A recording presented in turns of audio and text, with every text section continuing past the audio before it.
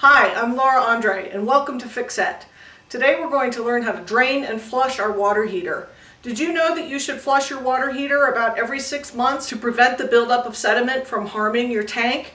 If your water heater rumbles, that's usually the sound of built up sediment in the bottom of the tank, and as you add more water it stirs up the sediment and creates that boiling sound. The only tools you'll need are a garden hose and access to a drain or some safe outside area where you can drain the water.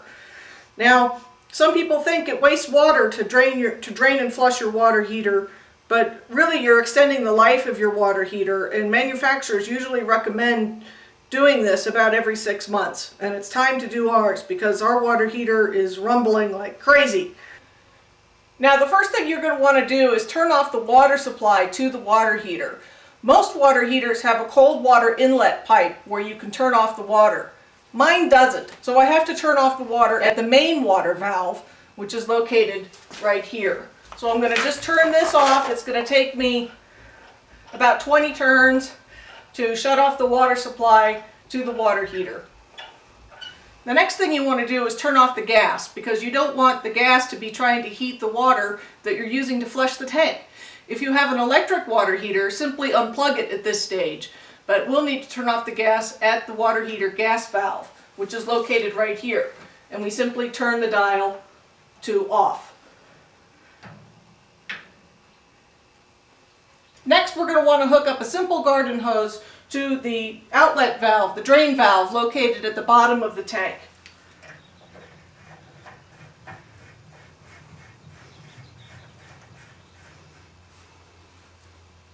Make sure the other end of the hose routes to a safe outside location or to a drain nearby.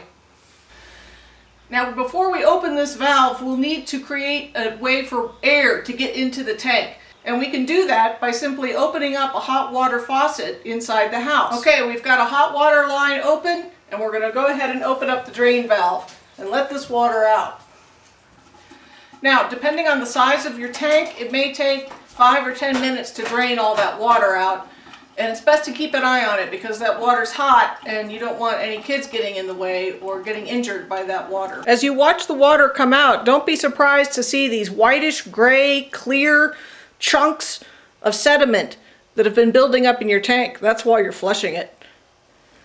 Once the hose stops draining, and you'll know it's done by the piles of sediment that will likely come out. I do this every 6 months, and I got maybe 4 or 5 cups of sediment out of the bottom.